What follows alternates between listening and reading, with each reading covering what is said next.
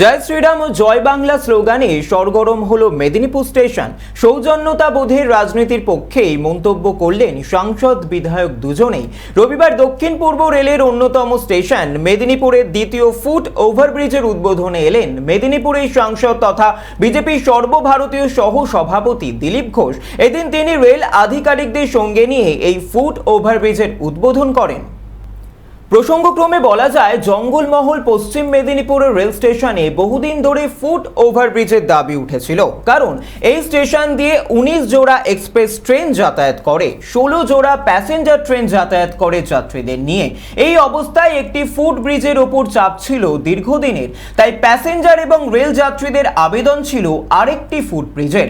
সেই আবেদনে সাড়া দিয়ে অবশেষে দ্বিতীয় ফুট ব্রিজের কাজ শুরু হয় এবং এদিন মেদিনীপুরের দ্বিতীয় ফুট ব্রিজের উদ্বোধন হলো। ঘটা করে উদ্বোধনে এসেছিলেন মেদিনীপুরের সাংসদ দিলীপ ঘোষ। এছাড়াও এসেছিলেন মেদিনীপুরের বিধায়ক তথা তৃণমূলের রাজ্য সম্পাদক জুন মালিয়া। এই ফুট ব্রিজের উদ্বোধনের সময় সঙ্গে থাকা জুন মালিয়া এবং দিলীপ ঘোষ যখন ফুট ওভারব্রিজের উদ্বোধন করছিলেন, তখন বিজেপি ও তৃণমূল সমর্থক স্লোগান দিতে শুরু করে।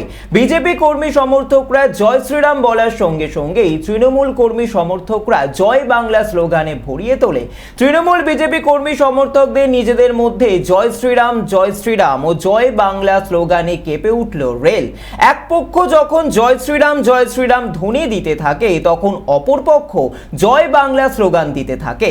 যদিও রেলের আধিকারিকরা দুপক্ষকে কোনোভাবেই শান্ত করার চেষ্টা করেননি, বরং এই স্লোগানকে ফুট ওভারব্রিজ পরিদর্শন করে তৃণমূলের মেদিনীপুরের বিধায়ক জুন মালিয়া এবং বিজেপির মেদিনীপুরের সাংসদ দিলীপ ঘোষ।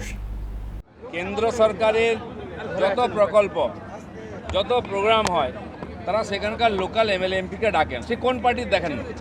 তাই আজকে এখানে কেন্দ্র সরকার রেলের প্রোগ্রাম হয়েছে, আমি বিজেপির এমপি, আমাকেও ডাকা হয়েছে, T.M.C-র এমএলএকেও ডাকা হয়েছে। এটা আমরা পার্টি হিসাবে এবং সরকার হিসাবে কেন্দ্র সরকার এটা করে।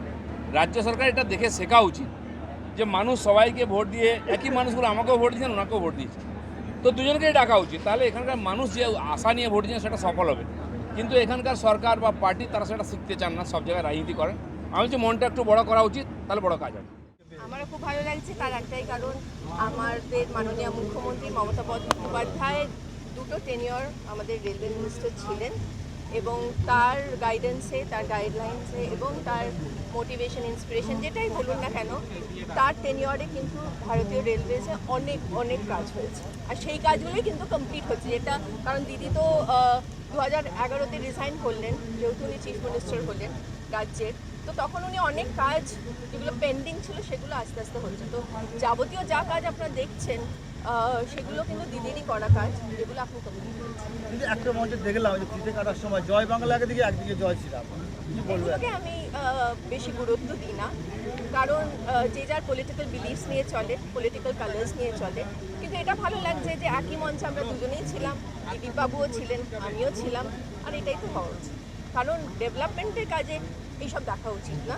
ডেভেলপমেন্ট যেখানে হচ্ছে, যেখানে মিদনাপুরের প্রেজেন্ট এমএলএ আমি, উনি এমপি, তো ঠিক আছে, ডেভেলপমেন্টের কাজে তার সাথে থাকা ভালো।